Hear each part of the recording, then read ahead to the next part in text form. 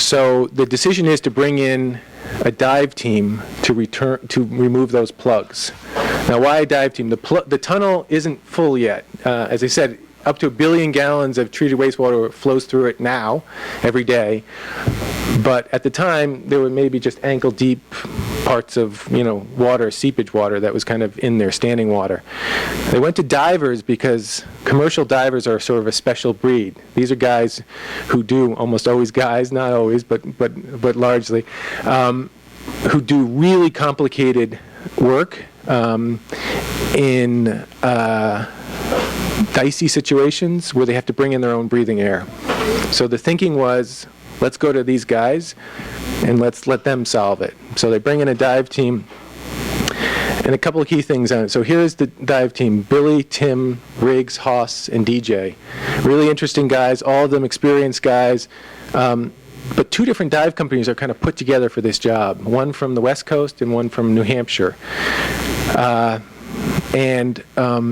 They've never worked with each other before. They have about a week or 2 of training to sort of get to know each other. And they're really interesting characters. And they're intrigued by this job because they're told, you're going to make history in your field. You're going to do something that's never been done before, which is pretty heady for someone in a field where there's always someone doing something that seems very difficult, but to impress all the other people in the fraternity is pretty remarkable. So they come in. And I just want to quickly give you a little sense of who some of these guys are.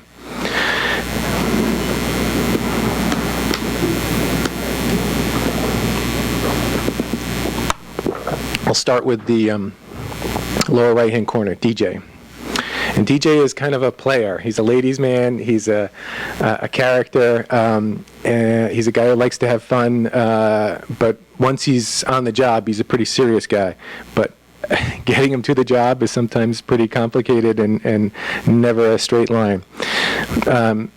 So in the beginning of the book, I'm talking about his boss sort of getting frustrated with him because he's taking his time to start on this job. I mentioned that over the years they had developed a rhythm as predictable as the banter between an anchorwoman and a weatherman on the eve of a big storm.